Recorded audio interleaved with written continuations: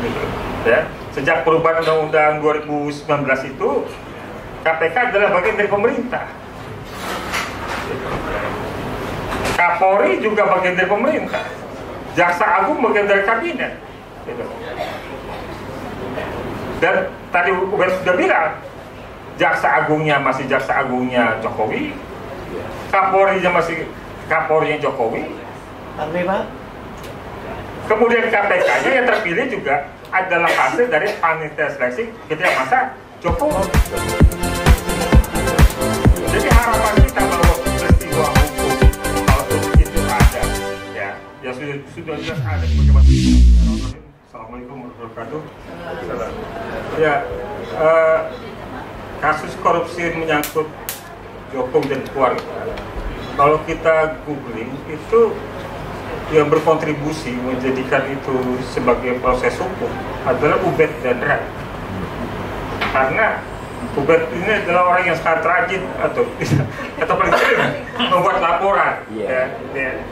Jadi ini membantu kita mengidentifikasi tindak pidana korupsi apa saja yang yang bisa dikaitkan dengan Jokowi dan keluarga. Kemudian yang kedua yang saya sampaikan tadi saya singgung Ubed ya, dan Ubed telah mendapatkan punishment atas keaktifannya itu. Ubed Gila ini ketua jurusan program pendidikan sosiologi di Universitas Negeri Jakarta. Dicopot jabatan. Tadi ya. Jadi jabatan itu harusnya sampai dengan 2027. Baru terjabat 2 tahun dicopot. Tapi itulah memang biasa yang dilakukan oleh rejim. Gitu. Ketika ada gangguan tidak bisa diajak berkawan, ya sudah dibuka. Salah satu upaya pembukaannya adalah dengan mencopot jabatan tersebut. Tapi kita sangat kenal dengan Ubed. Saya Rai, kita sudah berkawan sebelum 98 terjadi revolusi 98. Saya sampaikan bahwa sebenarnya yang tadi disinggung oleh Rai juga menarik. Daya hipnotisnya Jokowi ini cukup besar. Jadi kalau kita lihat di survei tahun 2024 di bulan Oktober, itu tingkat kepuasan terhadap Jokowi itu 75%. Hal yang berbanding terbalik dengan apa yang disampaikan oleh dunia internasional terhadap Jokowi. Yang terakhir OCCRP yang menyampaikan bahwa Jokowi masuk sebagai nominasi di antara 6 nominator lainnya. Dia masuk dalam nominasi ketiga. Yang mau saya sampaikan bukan hanya soal OCCRP, tetapi juga ada penilaian lainnya yang sebenarnya menunjukkan bahwa apa yang dinilai oleh OCCRP itu tidaklah meleset, dia nggak jauh. Pertama misalnya indeks persepsi korupsi. Indeks persepsi korupsi ketika Jokowi mulai berkuasa pada tahun 2014, ya, dari perbedaan dari SBY, itu indeks persepsi korupsi kita di angka 34, jadi skor 34, gitu. Jadi anggaplah 34 itu sebagai mulai dari nol ya, kalau kita masuk pom bensin, ya kan, mulai dari nolnya itu 34. Tetapi ketika Jokowi mengakhiri jabatannya dan memberikan itu kepada Prabowo, berapa skor? Di skor yang sama, 34. Ya. Apakah pernah ada kenaikan skor? Ya, dari 34 itu pernah. Tahun 2019 skor tertingginya 40. Gitu. Jadi semakin mendekati 100 makin baik. Jadi kalau 100 ke atas itu udah negara bersih dari korupsi. 100 ke bawah skornya makin buruk.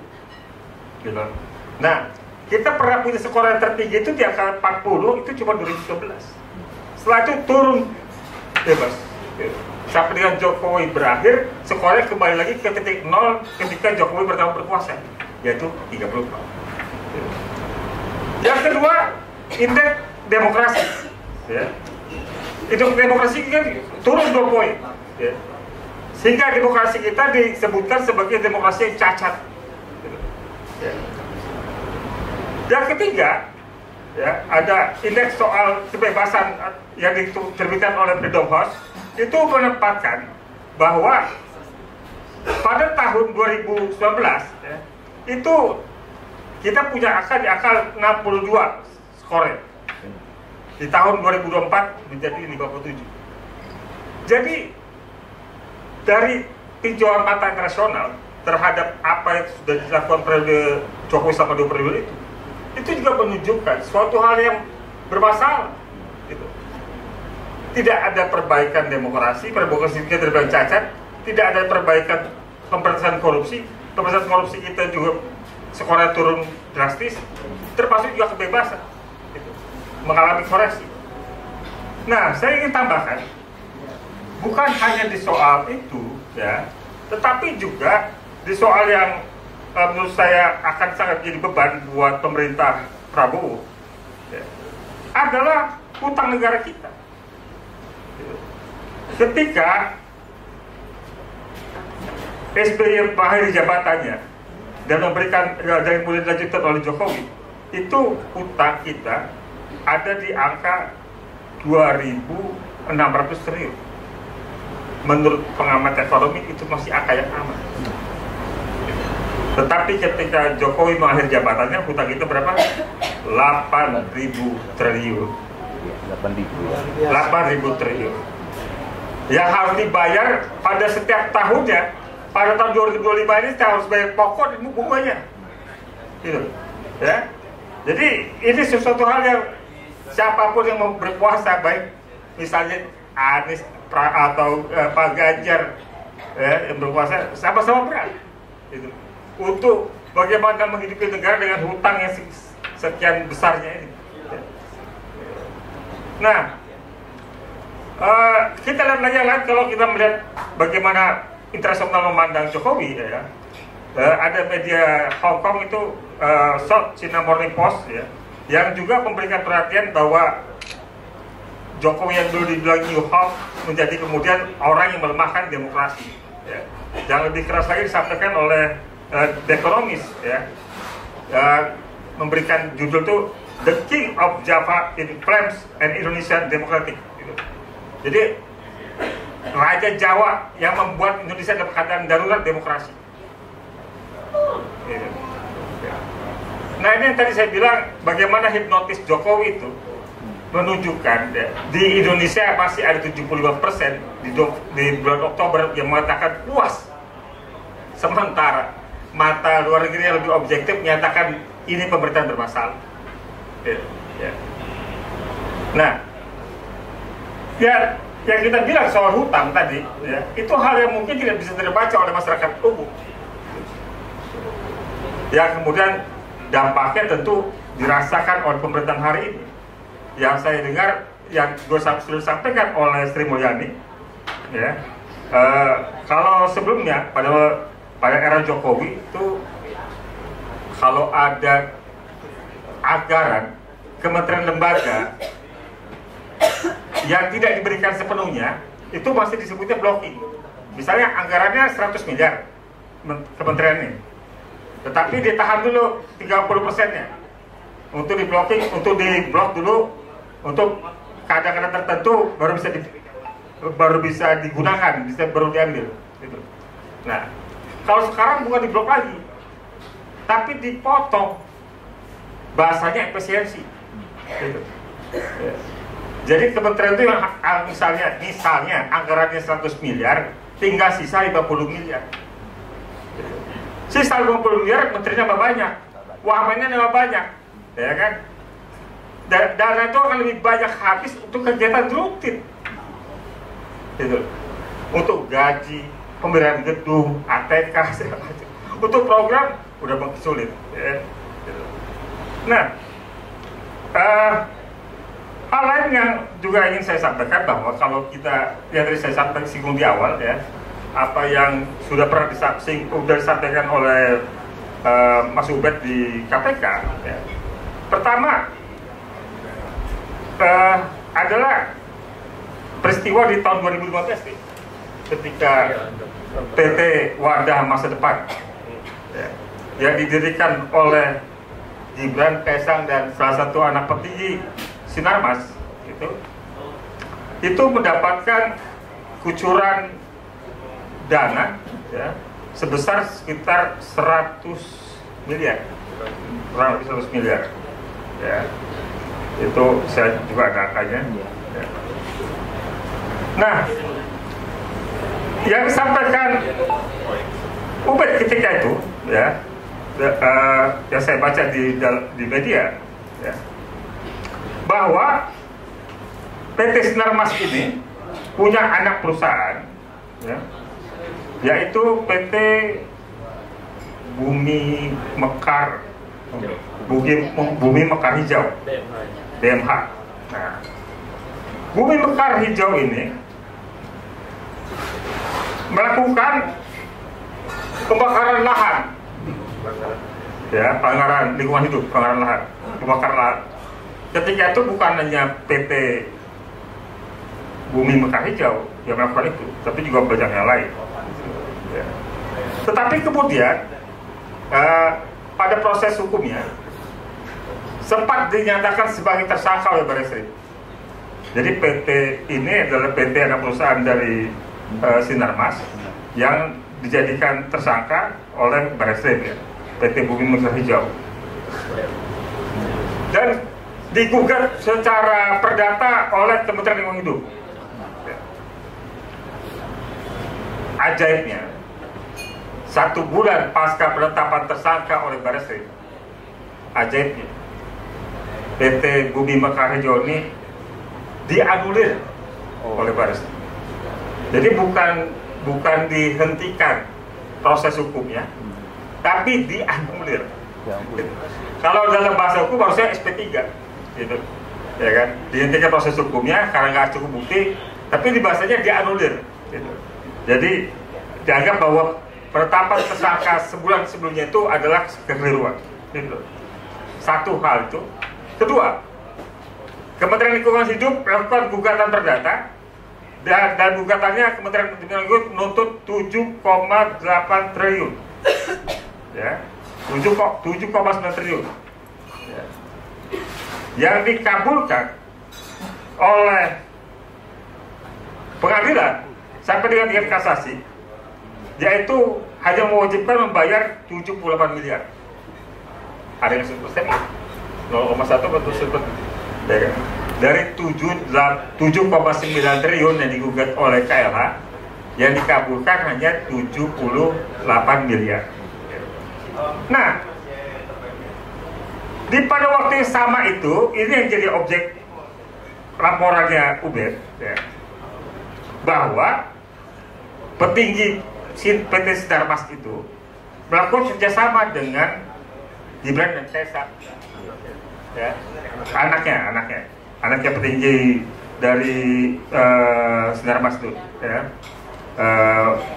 yang juga dia adalah Duta Besar Korea Selatan, Gandhi Sulistianto ya, anaknya ini yang kemudian membangun usaha bersama dengan Gibran dan Kaisang. Jadi Ubed mencurigai bahwa aliran dana nyaris kurang lebih 100 miliar kepada perusahaan yang baru didirikan itu ya, yang tadi saya sebut perusahaannya PT Wadah Masa Depan atau GK Hebat. Nah, itu merupakan bagian dari perbuatan kolusi dan nepotisme gitu. Ya, perbuatan yang tadi perusahaannya digugat secara perdata, kemudian hanya dikabulkan oleh hakim 78 miliar, proses pidana dihentikan dan anulir, tapi kemudian ada kerjasama antara anak petinggi dari perusahaan tersebut dengan Gibran dan Kaisang mendirikan perusahaan dan mengalirkan uang sebesar kurang lebih 100 miliar tadi gitu. Nah, ini dilaporkan oleh Ubed dan kawan-kawan ya. Yang kedua, yang juga baru kita dengar pada tahun ini ya, ada yang tadi saya singgung pertama tahun 2015 ya, 2015 Jadi maksud saya itu baru 1 tahun setelah Jokowi berkuasa. Gitu.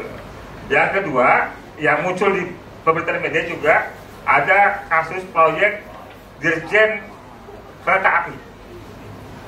Gitu. Yang dalam sidang ya ada yang namanya Danto Restiawan. Ya. Dia mantan Direktur Sarana Transportasi Jalan Kemenhub. Ya. Itu dia menyampaikan bahwa para pejabat lingkungan Kemenhub diberikan tugas untuk mengumpulkan uang ya, yang untuk dipergunakan untuk pemenangan Pilpres 2019. Ya. Ini udah jadi fakta hukum, sudah disampaikan di persidangan bahwa tugas itu, perintah itu langsung dari Menteri Perhubungan ketika itu ya, Budi Karya. Kemudian tujuannya adalah untuk pemenangan Pilpres, untuk biaya Pilpres. Yang dikumpulkan berapa, jumlah yang diminta adalah 5,5 miliar. Nah itu yang terungkap setidaknya dalam persidangan. Yang lain lagi sudah terungkap di dalam persidangan adalah dugaan korupsi yang melibatkan Kahiyang Ayu dan suaminya Bobi Nasution, gitu. Yang pada kasus mantan Gubernur Maluku Utara Abdul Ghani Kasuba ya, disebut ada blok Medan dan itu miliknya Bobi. Ada ya Bobi Nasution dan Kahiyang Ayu gitu. Nah, 3 hal tadi yang saya sebut di awal itu sudah menjelaskan tentang bagaimana dugaan praktek korupsi itu sebenarnya punya ada titik terangnya, ada cahayanya bahwa kalau mau didalami oleh penegak hukum ya untuk mencari buktinya, ya itu memang tugasnya mereka. Gitu. Sebagaimana tadi Rai sampaikan, memang bukti itu bukan dari tugas kita untuk memberikan bukti, karena memang bukti itu hanya bisa dinyatakan sebagai bukti ketika itu sudah diproses pada proses penyidikan. Gitu. Nah, ada yang lain kemudian juga yang kita tahu bersama, ya, dan juga tadi sudah disinggung oleh Ubed soal penggunaan jet pribadi Kaisang, ya, yang juga sebenarnya sudah diketahui secara umum lewat pemberitaan siapa pemilik jet pribadi itu, gitu, ya, pengusaha di Singapura, gitu, atau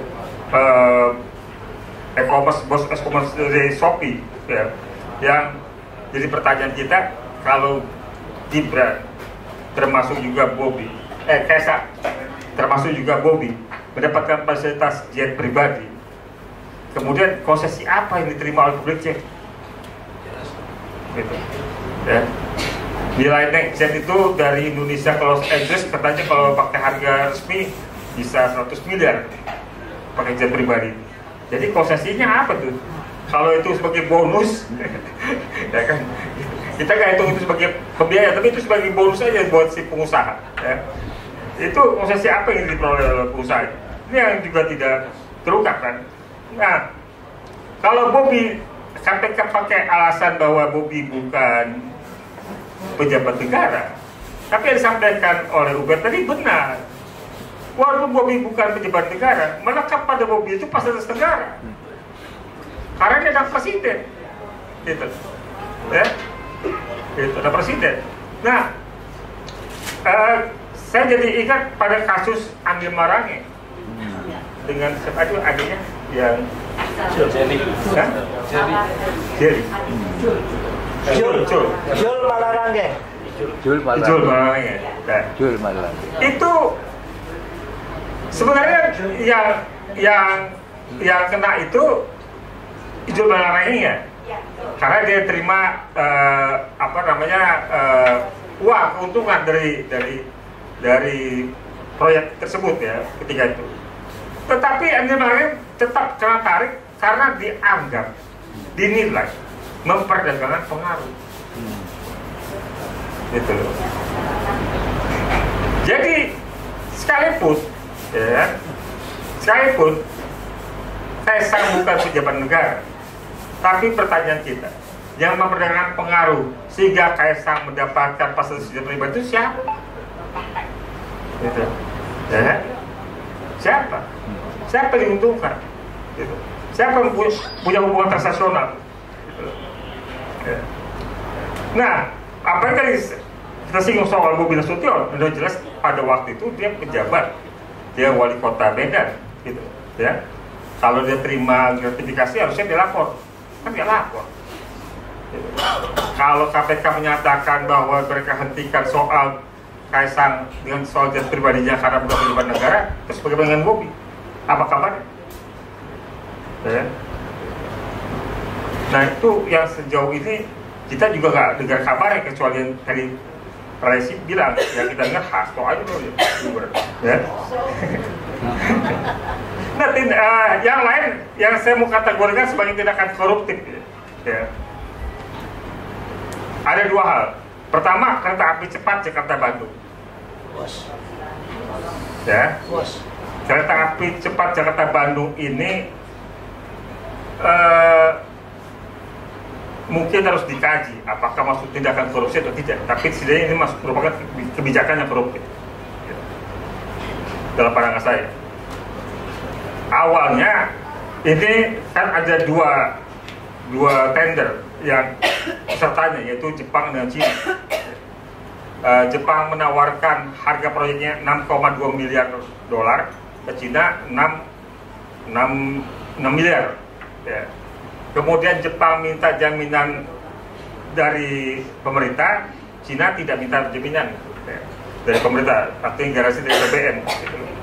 Tetapi, ya, tambahan lagi, kemudian bunganya itu sebenarnya bunga pinjaman dari Jepang jauh lebih murah, 0,1%. Bunga Cina cuma 2%. Ya. Namun di dalam perjalanannya ternyata biaya pembangunan proyek kereta api cepat itu membengkak ya, 1,2 miliar hingga totalnya 7,2 miliar dolar.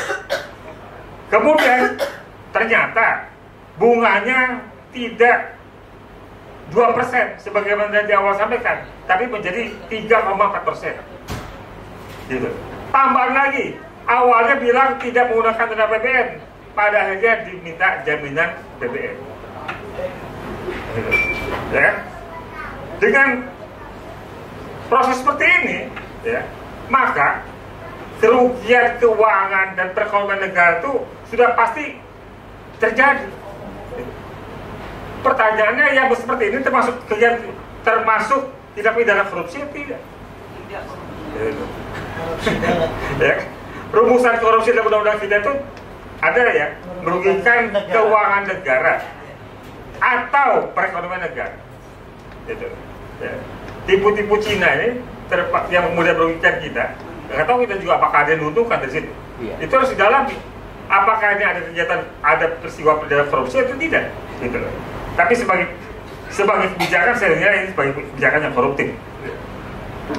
Yang lain juga yang sebelumnya pada pemilu pilpres sebelumnya tidak terbayang oleh para politisi adalah bagaimana melakukan money politik kepada sekitar 200 juta penduduk ketika pilpres. Itu nggak kebayang sama para politisi.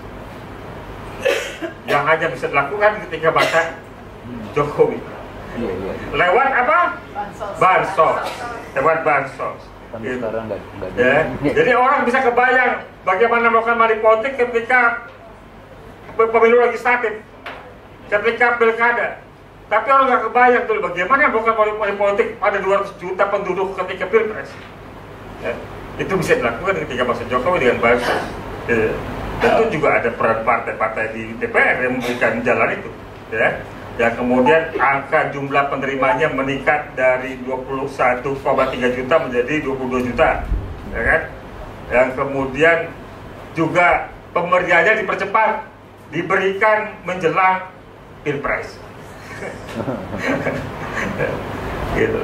Yang dulu ketika 2014, ya, ketika dulu Jokowi belum menjadi presiden, ya, itu dia kritik SBY karena katanya hal itu merupakan perbuatan kebijakan yang tidak mendidik, menjadikan masyarakat itu seperti pengemis, tangan di bawah.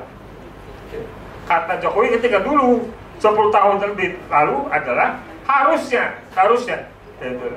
berikan pada usaha produktif masyarakat, berikan pada usaha kreatif masyarakat, gitu. Jadi supaya masyarakat tuh tumbuh berkembang ekonominya, tidak berdasarkan pemberian bantuan dari pemerintah. Tapi yang sekarang terjadi, dia menjilat tugas sendiri dan melakukan apa yang dulu dia kerjakan. Nah, jadi kita, ya, menurut saya bukan soal apakah KPK saat ini akan bergerak atau tidak. Saya tidak punya keyakinan terhadap itu. Saya tidak punya keyakinan KPK akan melakukan tindakan yang seharusnya, ya, apalagi kepada polisi dan jaksa. Karena memang KPK, aparat penegak hukum kita secara umumnya tidak didesain sebagai lembaga penegak hukum yang independen. Gitu, ya. Sejak perubahan Undang-Undang 2019 itu, KPK adalah bagian dari pemerintah. Kapolri juga bagian dari pemerintah. Jaksa Agung bagian dari kabinet. Gitu. Dan tadi sudah bilang, Jaksa Agungnya masih Jaksa Agungnya Jokowi, Kapolrinya masih Kapolrinya Jokowi. Kemudian KPK-nya yang terpilih juga adalah hasil dari panitia seleksi ketika masa Jokowi. Gitu. Ya. Jadi harapan kita bahwa peristiwa hukum, kalaupun itu ada, ya sudah jelas ada sebagaimana dilaporkan oleh Ubedillah dan Raya Kuti, ya. Dorongan untuk menjadikannya itu sebagai tindakan projustisia yang jauh lebih maju oleh KPK itu nggak bakal mungkin terjadi tanpa tekanan yang cukup besar. Ya. Kalau kita berharap yang normal-normal saja, bahwa mereka akan melakukan tugas mereka seharusnya, nggak mungkin. Gitu. Tapi kalau ada gerakan rakyat, itu baru menjadi masalah, baru menjadi suatu hal yang bergerakan. Jadi kumpul seperti ini, ya, bicara kita seperti ini, tidak ada yang hal menakutkan buat pemerintah. Tapi ketika kita kumpul seperti ini, 100 orang kumpul di sini menjadi gerakan, itu baru diperhitungkan. Betul. Gitu. Ya. Jadi hal yang kita lakukan, bicara di sini, ya, itu hanya kita membuka wacana terhadap beberapa orang yang bisa kita ajak untuk melihat hal-hal yang lebih luas dibanding sekedar apa yang bisa kita bincangkan di ruang privat. Tetapi ini tidak merubah hal yang kita harapkan kalau tidak menjadi gerakan. Mantap.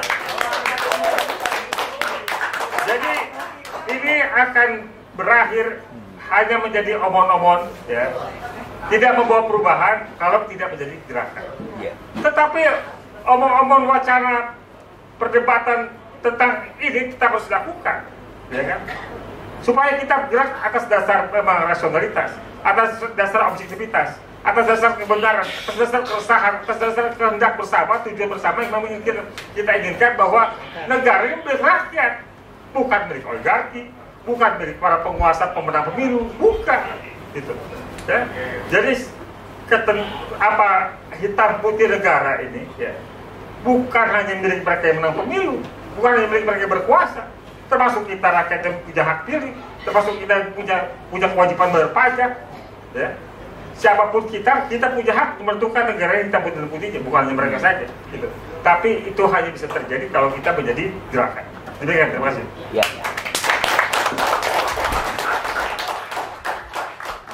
Baik, itu tadi beberapa fakta-fakta ya yang sudah